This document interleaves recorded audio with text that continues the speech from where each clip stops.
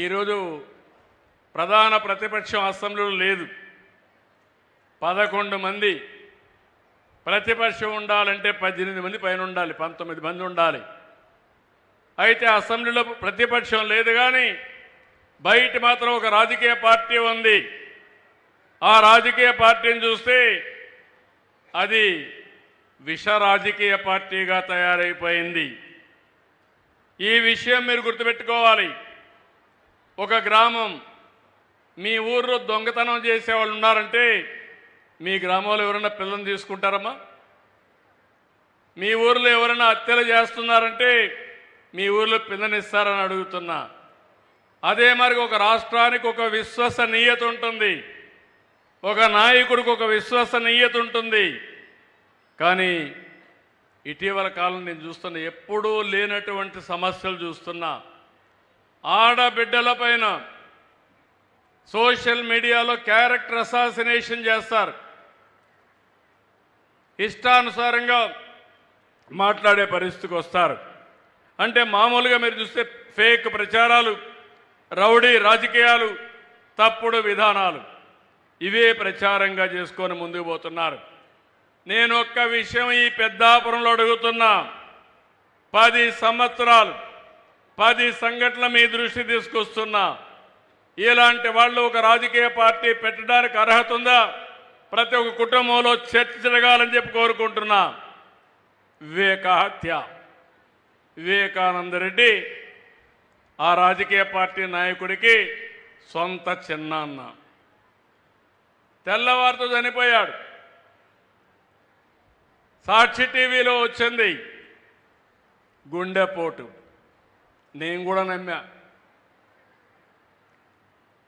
నేను అడుగుతున్నా, next day చూస్తే నా చేతిలోనే కత్తి పెట్టి నేనే చంపానని చూపించారు, నమ్మించారు. నమ్మిన వాళ్ళు ఓటేశారు. ఆ తర్వాత ఏం జరిగిందో మనమే చూస్తున్నాం. అంటే ఒక తప్పుడు పని చేసి, తప్పుడు ప్రచారం చేసి రాజకీయ లబ్ధి పొందిన వాళ్ళు రాజకీయాలకు అర్హులా అని చెప్పి ఆలోచించండి. ఇది నెంబర్ 1. నెంబర్ 2, విశాఖపట్నంలో కోడికత్తి డ్రామా జ్ఞాపకం ఉందా అని మిమ్మల్ని అడుగుతున్నా. కోడికత్తి డ్రామా ఆడి, ఆ కోడికత్తి మీ జిల్లా వాడి, పొడిచిన వ్యక్తి కూడా ఆ కోడికత్తి డ్రామా ఆడి నేనేదో అతనితో మాట్లాడి నేను చేయించానని చెప్పి మాట్లాడే పరిస్థితికి వచ్చారు. అది ఒక మిస్టరీగా, అది ఒక డ్రామాగా తయారైపోయింది. 3వది, ఎలక్షన్ల ముందు గులకరాయి డ్రామా. ఎన్నికల సమయంలో గులకరాయి పిచ్చుకున్నారు, దానిపైన హాస్పిటల్కి పోయి టెస్ట్ చేయించారు. అక్కడ డ్రామా ఆడారు.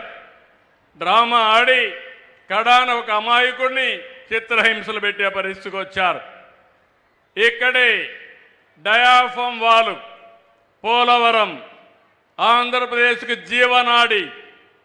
వీళ్ళు వచ్చి కాంట్రాక్ట్ను మార్చి, ఇంజనీర్లు మార్చి, గోదావరిలో ఒకసారి 20 లక్షలు, 30 లక్షలు, 40 లక్షలు క్యూసెక్స్ ఆఫ్ వాటర్ వస్తుంది, ఉధృతంగా వస్తుంది. అలాంటిది పైన కట్టవలసిన అప్పర్ కాఫర్ డ్యామ్ కట్టకుండా, పూర్తి చేయకుండా నిర్లక్ష్యం చేస్తే డయాఫామ్ వాల్ కట్టుకోబోయింది.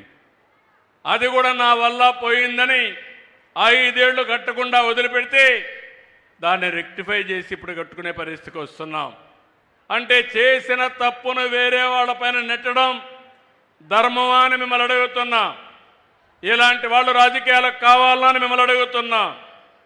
ఎన్నికల ముందు మీరందరూ గుర్తుపెట్టుకోండి, మేము ఇంటింటికి పోయి ఆ రోజు ఉన్నటువంటి వాలంటీర్లంతా ప్రచారం చేస్తూ ఉంటే వాలంటీర్లు లేకుండా